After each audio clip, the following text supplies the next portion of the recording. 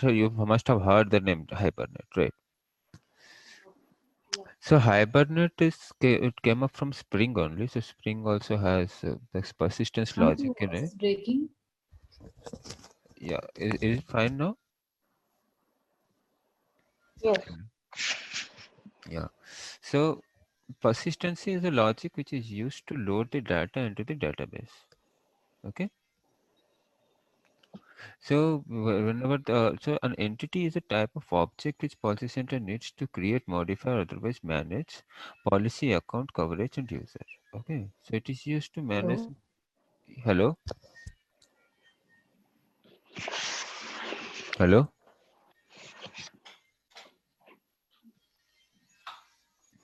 Hello. Hello. Hello. Yeah, hello. Yes, Sindhu, I'm able to hear you. Yeah, I'm able to hear. Okay, I think she was having some issues with her audio. Yeah. Okay, so now like an entity is nothing but it's a type of object which policy center needs to create, modify, or otherwise manage. Okay, so basically entities are like just like system table or data tables. Okay, so tables which you create inside the studio. Whatever the entity that you create in the studio, out of that some entities will be virtual entities. Virtual means they will be created only during runtime. Once the server is shut down, those will be removed, and some will be physically created in the database. Okay, so that definition you will be doing when you will be creating an entity. Mm-hmm. So when we go to the major applications like policy center, claim center, billing center, there are like 700, 800,000 of thousand number of entities. Okay, out of that some will be like virtual, some of will be this, but basically it will take somebody ample amount of time to understand the whole hierarchy, because they're like understanding how those all this stuff, and on top of it there will be some customization entities will be there, okay, inside a project. So to understanding the whole architecture it will take some time. So for the learning purpose, that's the reason why we are using the training application, because training application has very less number of entities which will give you an idea of how it is like mapped, how the mapping is done within an entity, so that when you work on a larger scale project, okay, the more and more you understand the business, obviously the more and more it will be easier for you to understand the architecture of the entities. Okay. Okay.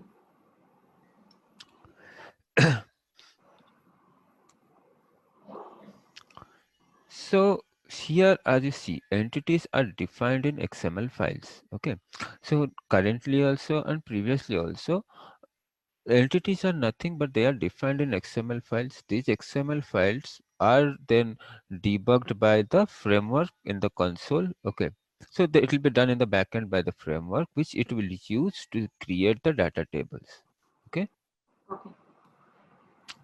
So this data table name will be same as the entity name. Now if you see here, there is an entity name, there is a table name. Now this table name is what it will be used to create the table inside the database. Okay. So basically always try to keep the entity name and table name same, so that in case you have to connect to the physical database, because mostly what happens whenever you work on development environment, you have your internal Guidewire database, that is the H2 database. Okay. So H2 database you cannot view or query it. Okay.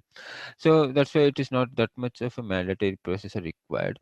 But when you go to the SQL database or like on a production database, you go to like any QA where you have physical databases other than S2 and people working on it on the database side. So in that case, it is easier if you have the entity and the table name same. Okay. Okay. Is it Spring Framework or Spring Boot Framework, Shami? It is Spring framework only. They haven't moved to Spring Boot yet. Okay. And see, Spring Boot is for you, like only for UI as of now. It hasn't to do anything on the back end till now. Even it can also it's a Spring. Yeah, it's still Spring. Okay, they have used Spring Boot on the UI side, but just a very little bit. Okay, like it's not that much extensively used. But they are slowly moving it towards Spring Boot. Obviously, they'll move it. Mostly, they are planning what they are now planning on two business model. One is like they are going to move towards cloud. Okay, and if they are going to move towards cloud, then there is no point of having Spring Boot in it. Okay. Okay, so Guidewire's major plan is to move it to cloud so that like they want to make it like a more accessible application. Okay, because now Guidewire wants to keep their hand more into this like vendor assist because if you see a lot of vendors are assisting on Guidewire, right? So they are slowly planning it that they want to take down that vendor market also and get all those markets with to them only. Okay, so let's see that is their business plan. Let's see how much they are working on that. Okay,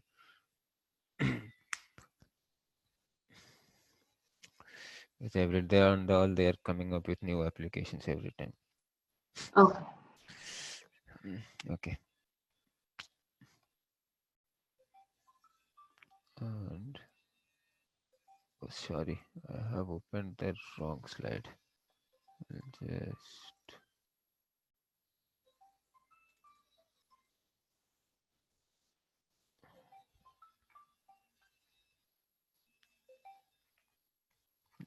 Just 1 minute. I'm just getting a call.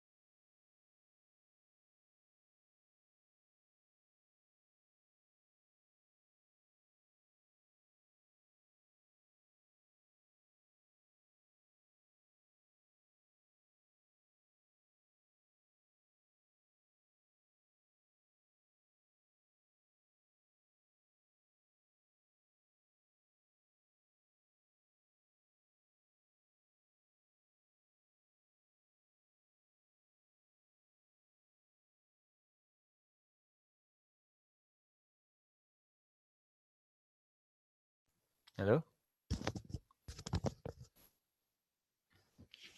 hello. Yeah, hi. Yeah, sorry about. Amit, sorry, I got dropped off because of my internet Yeah, connection. yeah. Anyways, we were not having we haven't gone much. We are waiting for you. Okay, okay, thank you. Just a minute. Can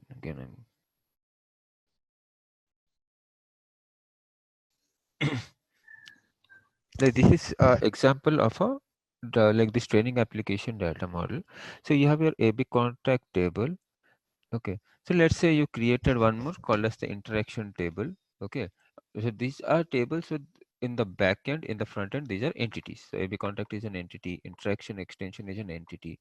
Okay, contactor is another entity, user is another entity, interaction.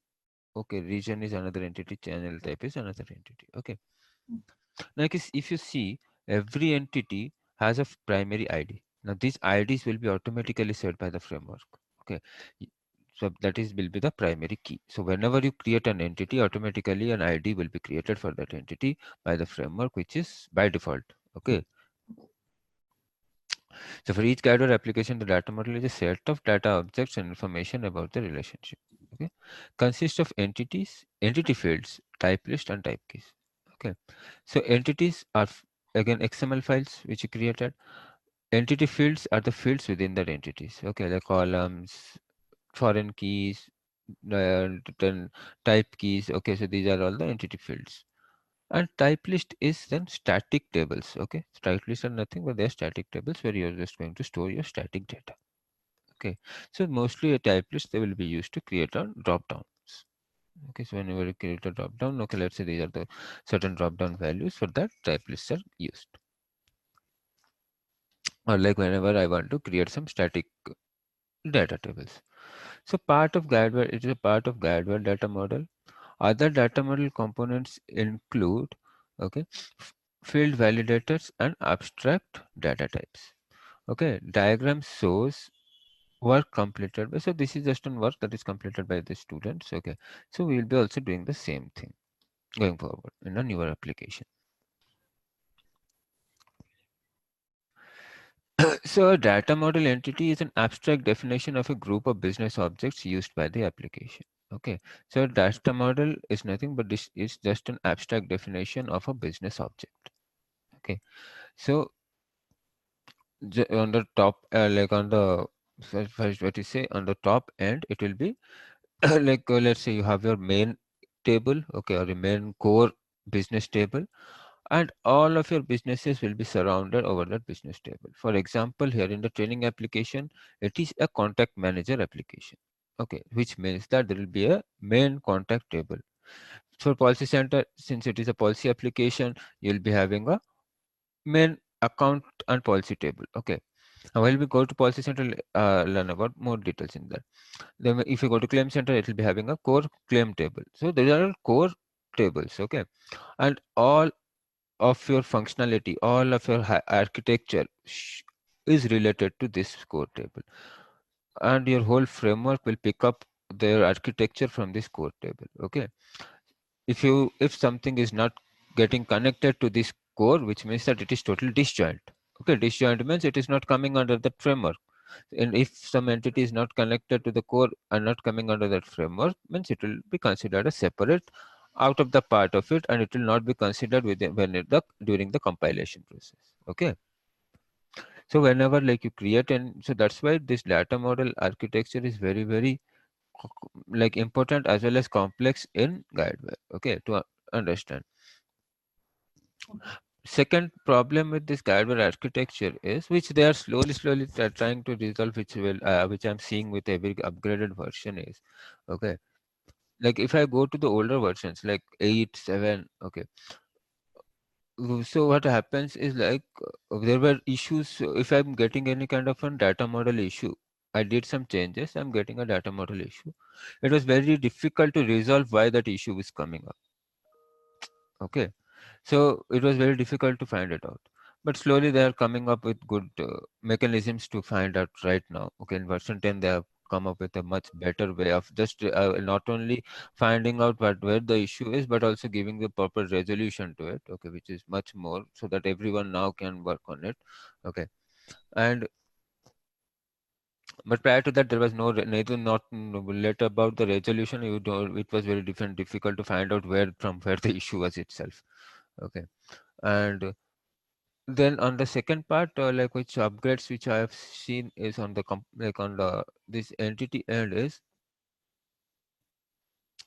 uh, like now, this compilation process, or this like the data model process. Okay,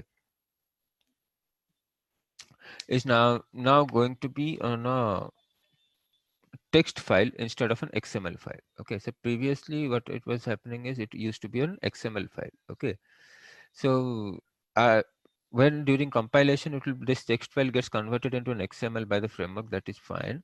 But what was happening is like those changes which you would need to do, you had to do it on the XML instead of the text. I'll just show you one example here. So before we Got it. go, One second. yeah. So let's say this is an entity. Okay. Yeah. Go ahead. Sorry if I'm asking the very basic question, but Mhm. what I understand is a data model entity is nothing but a table. Hmm. Entity is a table. Is it? That's what it is? Yes. Entity is nothing. It's a table. Some are physical. Some are virtual. Okay. Okay. That's Example? okay.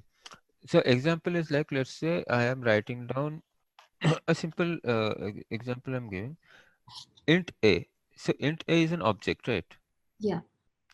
But when is that object created? Only during runtime. Okay. Yeah. Okay. When once your program gets terminated, the object also gets terminated, which Yeah. means that it's a virtual object. True. True. You create a database connection object. Okay. Okay. And you get when your and your connection is active at Okay. that time. Mhm. When you okay, so and you're writing down a file using that database connection object and Okay. saving that file. Okay. Now your file is a physical thing. Yeah. Okay. Whereas once your server is stopping, again that object becomes virtual. You got it? So similarly, these entities, as I told you, they are nothing but they are Java classes, right? So once your application server stops, all these entity objects that you have created here will get virtual. Okay, they're virtual, so they are removed. But using these objects, whatever the physical data or the physical tables that you have created, that will be there in the database, right? Yeah. So, similarly, there are some features within, so when we'll go more in depth into entity, and then we'll understand like Okay. okay, there are some entity features in which virtualization is required. Okay, so Okay. one example I'm just giving you is, so for example, let's say in the database I am taking first name and last name. Okay. Okay, I'm taking date of birth of the customer. Now on the UI, my client asks me that I want to see the full name and age of the customer, because I don't have to do anything with the first name, last name, and date of birth. Okay, but these are the outputs that I want. So Okay. now here, what is the issue here is I cannot have age as a database field because age will change every year, right? It is not constant. Database will store anything that is something which is constant, right? Something which changes on a periodic basis cannot be stored in a database. Yeah. Correct? Sorry. Yeah. So so now what I will do, I will create a virtual object which will now return me whenever my server is running, instead of first name, last name, and date of birth, it will return me the full name and age. Okay. Got it? That is what is entity virtualization. So whenever you will get that output, you will get the full name and age instead of this first name, last name, and date of birth. You can access them also. Okay. But now this first name and age which will be returned to you will be only during the server runtime process. Okay. Once the server is stopped inside the application, that are gone. Okay. And in your physical database, still you have the first name, last name, and date of birth, not these two. Right. Okay. That Okay. is that is what I'm saying. So some properties are physical, some are virtual. So physically those three are existing, while virtually you are getting these two. Okay. You got it? Yeah. And it also says a group of business objects, a data. Huh, so these are all business objects, right? Okay. Because obviously here all those things that you are getting, you'll be getting it from some business, right? So let's say the like a client is saying for attorney, these are the details that we collect from our Okay. customers. So those becomes business objects. Now what out of that, okay, let's say Guidewire is providing you these two fields, but your client has along with these two some other details for an attorney. Or maybe there may be cases like, okay, they are not collecting the attorney specialty. Okay. So based on that, you have to configure it. So that's what is the configuration part. So you Okay. have to configure this client's business into the application business. Okay. Okay. So what Guidewire has just a basic model. Inside the basic model, they have only considered properties which are common to every business. Yeah. Okay. So which you are going to use, which I am going to use. For example, driving license. Yeah. Driving license will have a driving license number that everyone will be having anywhere you go. So driving license number becomes a property. Okay, I can put it in my framework because there nobody, because that is not something which will you will be having and I'll not be having, like that, right? But like let's say apart from that, like what may change is the business approach. Okay, like let's say a discount. Now discount is something which may vary from Business to business. business to business, right? So now the data within the discount, it will become a virtual a property of customization. Okay, so like that they have made it so whatever is the like properties which are common for everyone, will you will find it in Guidewire metadata. Okay. Okay, but on top of it also they have provided like, okay, there may be specific scenarios. Okay, because you don't know everything, right? So Yeah. there may be specific scenarios where these common properties also may not be used, or you don't want to use it. For example, like as I told you, this attorney specialty, you may not want to use it. So now you are, the customer also has the privilege of overriding this. Okay. Okay. Okay, until and unless it is against the rule of the framework validation. Okay, so rule Okay. of the framework validation is written on insurance rule. Okay, so something which is not affecting, or like let's say the claims rule or the billing rule. So the apart from on the, because this billing, claim and policy creation has a specific process, right? So until and unless that affects that, if that affects the process, means it's affecting the framework. In such kind of a scenario, you have to connect with Guideware to do that update for you. You cannot do that customization yourself. Okay. Okay, so that is the limitation, okay, which you will find in Guideware. So basically, Guideware, what they have that maintained is like, one, you cannot upgrade it without our awareness. Basic simple thing, like you cannot upgrade my application without informing me. Okay. Okay, it's like they handed over everything without giving anything. Okay. So in whenever you go to any project, you will always find a developer from Guideware Okay. who will be guiding you on what you have to do. Okay. Got it. Because they want to keep on track of every update that happens globally. Okay, so Okay. that's in the license that if you are going to implement Guideware, you need to hire a Guideware team. Okay. It's So man. a person from actually the company will be coming into the project and he will be working in the project. That's what you mean? Hmm. Okay. See, Guideware will be involved in your upgradation or like your implementation, because it's just like, let's say I'm selling something. Yeah. You want to buy it. I'll say like, if you want to buy my product, in my product license it is there, like you have to also use my worker only. Okay. But the thing is, you can also use a vendor. Okay. Okay, you vendor will be extensively working, but it's like, okay, you do, you may have one of my worker, you may have 10 of my worker, it doesn't matter, but one is minimum, like that. You got Okay. it? So Yeah. whenever it comes to an extensive implementation, like some, because see, the thing is, okay, I have worked for 5 years with Guideware. Okay, Okay. 5 years in Guideware. It's the Okay. difference. Working with Guideware and working in Guideware. Yeah.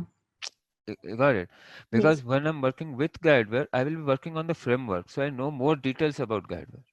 True. So when you come up with certain things, okay, I can tell you, like, let's say you as a client will ask me, okay, I want some changes in this linkable entity. Now, this is a pre-existing entity, right? Yeah. For me to find out, okay, I'll say like, okay, fine, I'll do it. I'll do the changes, whatever you requested. Hmm. Okay. Because I'm talking currently as from a vendor developer point. Okay. Okay. So now I'll do the change. After making the changes, I'll see like there were some eradicated behavior of the application. Something is happening. Some request is not going. Something is okay. Now it becomes more headache for me. Okay, why this is not happening? Hmm. Because there were certain properties which I was not aware of. Okay. Now, when it comes to the Guideware developer at that point of time, he can suggest like, okay, sir, if you're making this change to this AB linkage, these are the properties in Guideware which will get impacted. Okay. And this is the output behavior which may happen. Okay. Okay. Now, for example, I'm just telling you. So yesterday there was a issue in one of the Australian project. Okay. Mhm. So that's for a different vendor. So not only for here, like I give vendor support also, right? So for a different vendor. So they came to me and asked me like, okay, we want to implement certain rule. Okay, they wanted to implement certain rule, and that rule is not getting triggered. Okay. We have followed all the steps, but still it is not getting triggered. So what were the rule they were trying to do? They were trying to do something like, let's say, the policy premium, right? Yes. So they wanted to trigger a rule prior to the policy premium related to the policy premium. Is it ever possible? I didn't get that last sentence. Okay, so like prior to policy premium, you want to trigger a rule related to policy premium. Oh, okay. It will not work possible. Yeah. Because until and unless you get the premium, how will you know what is the premium? Yeah. So they want to compare the premium or with something, with some of their business requirement. Okay, and then they want to generate the premium to the Okay. customer. Is Okay. it ever possible? So actually, well, even if when you receive the requirement, you have done this implementation from past 20 days, and after 20 days, you are not able to implement it. But in this 20 days, you never came to think like, how are you going to implement something which you don't have? Yeah. Okay, so from where are you going to compare it? So, and this is like, okay, but our client is demanding that. Okay, so it's like if your client is demanding that, you have to do the change to the framework itself, because now Guidewire framework is designed like anything that after coming of the premium only it will work, because that's the insurance flow. But if your client is demanding something before that, okay, then you have to change the insurance flow for that, right? Yeah. Okay. So that's what I'm saying. So client comes up with some eradicated means this kind of requirements. Okay. So at that point of time, then this is the point difference between a Guidewire developer and a vendor developer. Okay. Okay. Because they will only stick to what they know. Now, Yeah. the more you work, the more you know, like, okay, this is how the framework will behave. These are the kind of upgrades which can be added to Guidewire. Okay. Okay, this cannot be added. So that's the difference. Slowly, like when you'll get on hands-on, and that's why, so the Guideware, if every client they want to have that Guideware thing. But the problem why guide like there is a question that everybody asks in the market. Then why, if Guideware has employees, right? Guideware has its own developers. Then why the client is using vendor developers? Why they are not developing that application, implementing the application from Guideware itself? Okay. The only issue is that since they are invested so much, they Mm-hmm. also demand that much. Yeah. Simple thing. Got it. So if I want see, obviously the one who is working with Guideware, okay, he will have his different demands than the vendor. Yeah. Okay, and that's the reason why the client doesn't want to invest that much. Okay. Okay, so it's just like they want someone to guide the vendors rather than somebody who will come and implement it. So Yeah. they'll just hire one or two from Guideware, and then the rest they will ask these vendors, these developers to control those vendor developers to complete the task. Okay. Okay, so that's how the market work goes.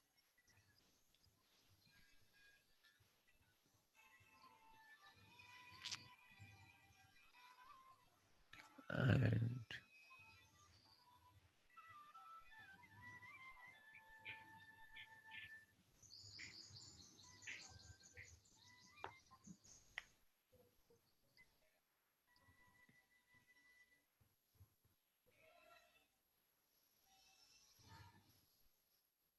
a minute.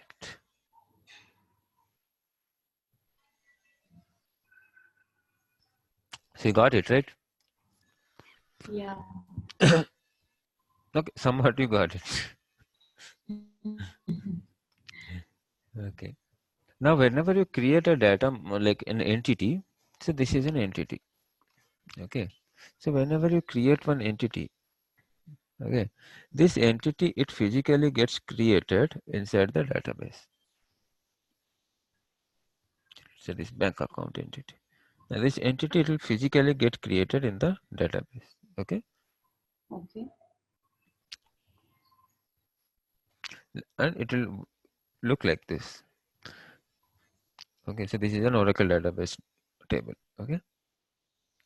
So often an entity stores data in the database table named for the entity. So I already showed you like where the name of the table is. So this is the name of the table, bank account. Okay. Now how it is stored? It is stored like the application name. So AB is the short form for training application. Okay. PC will be the short form for policy center. CC will be for claim center. So it will be the application shortcut. Okay. Underscore the name of the table. Okay. So exceptions are entities that share columns in an entity table such as subtype entity, or virtual and non-persistent entity do not save data to the database. Okay. So subtype entities are virtual and already I told you there are some virtual and non-persistent entities which will not store the data to the database. Virtual entities we should create, or it's automatically created by Guidewire? Some are automatically created by Guidewire which are related to their framework, which some you will also create. Okay. Okay.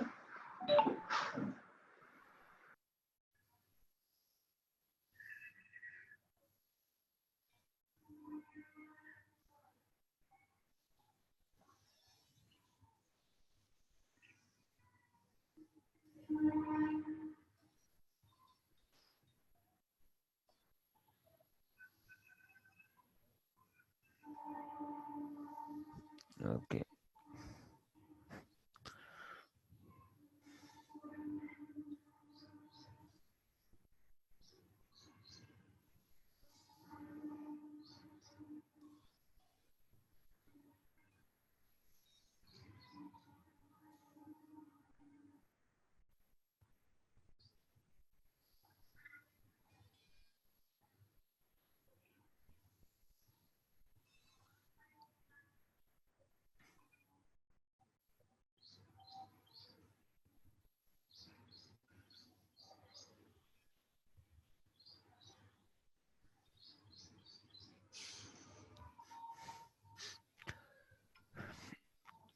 Fields of supertype entities are inherited by subtype entities. Okay. AB attorney inherits AB contact. So basically there is a subtype and supertype relationship. Okay. So the subtype and supertype relationship are like well, a parent and a child relationship. Okay. So you have your parent, you created like let's say class A, and then class B extends class A, which means that class B is a child of class A, right? Yeah.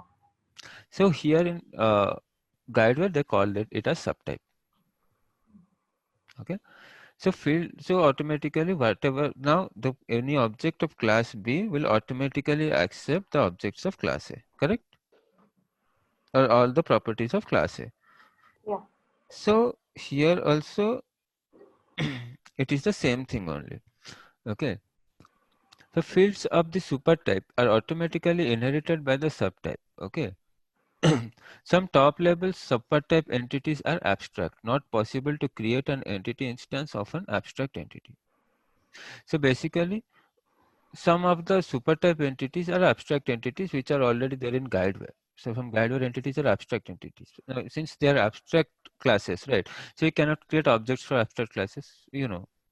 Yeah. So for them, obviously, you have to create a separate subtype instance so that you can create like which means that you have to extend that class so that you can create an object for that class, right? Okay. Okay. So that's when the subtype or supertype relationship comes into Guidewire. Okay. But on the physical table end, there is no subtype and supertype relationship in database. Correct? Mm. Now, since there is no supertype and subtype entities there inside the database, how are you going to handle it? Okay. So now what happens is all the subtype tables, their columns, okay, the subtype entities, their columns in the physical database, they will be stored under the parent class or the superclass. Simple. Okay. So supertype parent table stores all instances of itself and of the subtype data. So which means that, for example, let's say, I'll just show you one example. So let's say I have class A, which has int A, sorry,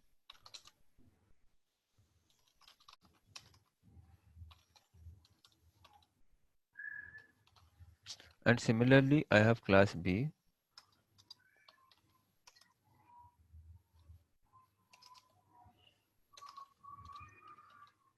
extends A, okay,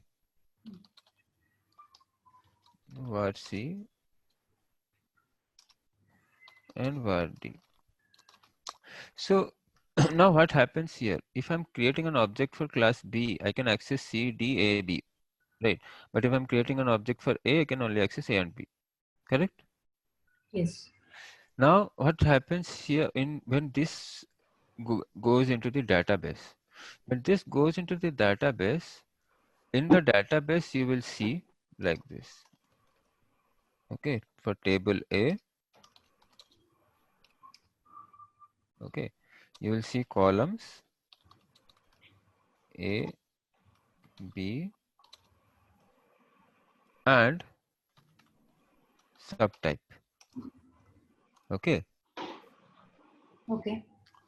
So this subtype will denote C and D.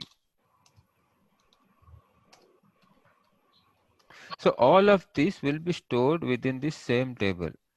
Got it? Okay. A, B, subtype C, D, all of this got created within the table A itself with these columns. Now from this, with the help of this subtype token, okay, like obviously like this is subtype 1, okay, then if another entity will be there, another class will extend it.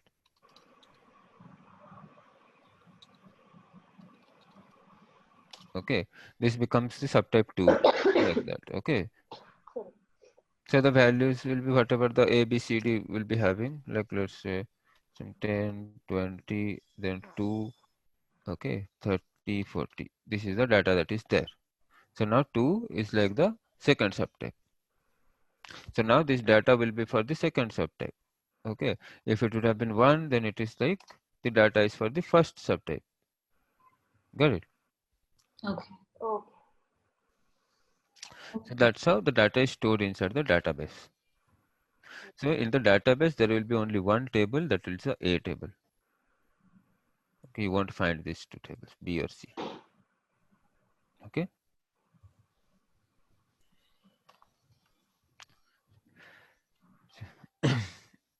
Somewhere in the last slide, it says AB attorney means all the tables which starts with AB. Yeah. What does that mean? AB attorney means all the table starts with AB. No. AB attorney is just a name of the table, name of the entity class. Okay. Okay. So here AB contact means like it's a class name, That is entity name. That's an entity name. AB person is an entity name. AB company is an entity name only. But the thing is like your AB contact is your super table, just like we done our class A. Okay, yeah. so it will be just like this at Yeah. the back end. Yeah. Okay, it will be like this AB contact, and then for AB attorney, which you're saying, it will be like AB. Attorney extends AB contact. No, No. Okay.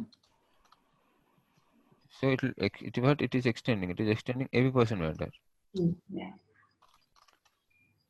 Okay. Now this class it extends the AB person vendor. Okay. Now that AB person vendor it extends AB person. Yeah. So that's how it is.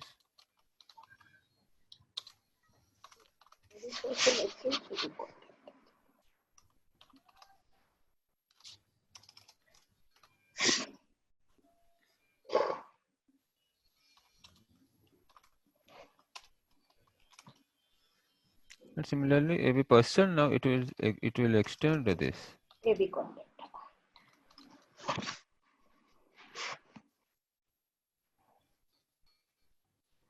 Okay, Okay. Okay. so this is how it is there in the hierarchy. Mhm. Okay, just Okay. show you one thing. If you want to see the class,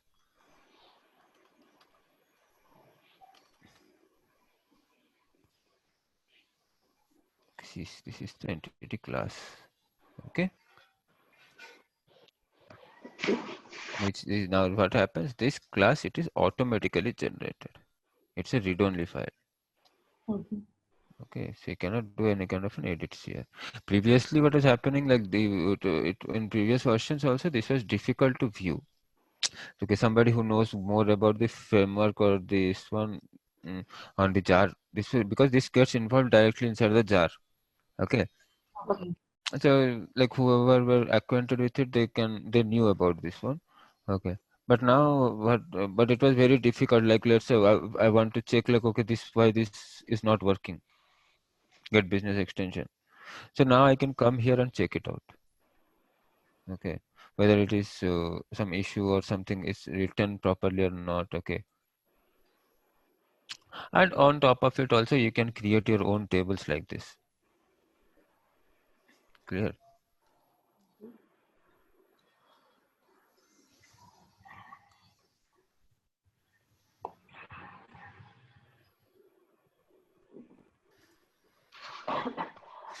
Samit, actually, these entity relations and database collections, Hmm. we should do in manually, right? No, No?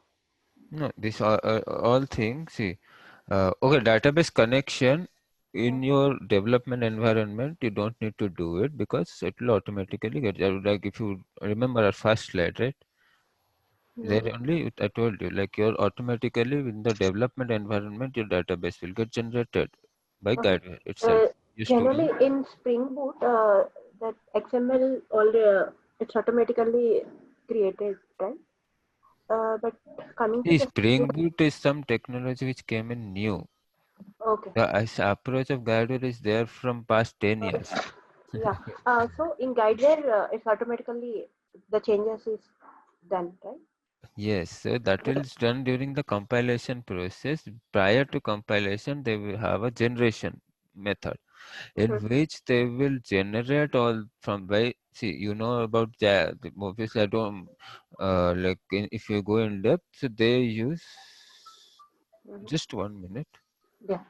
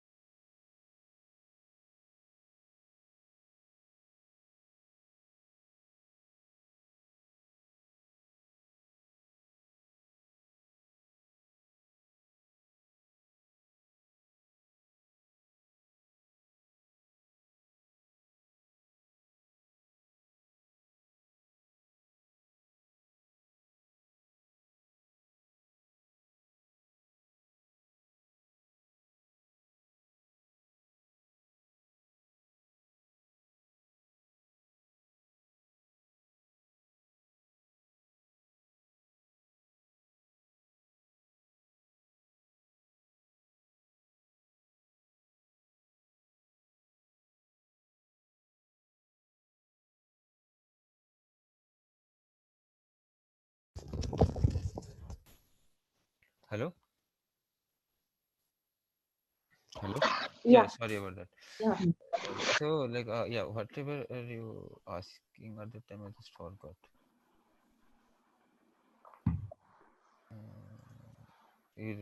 What were we discussing? Actually, I asked the like spring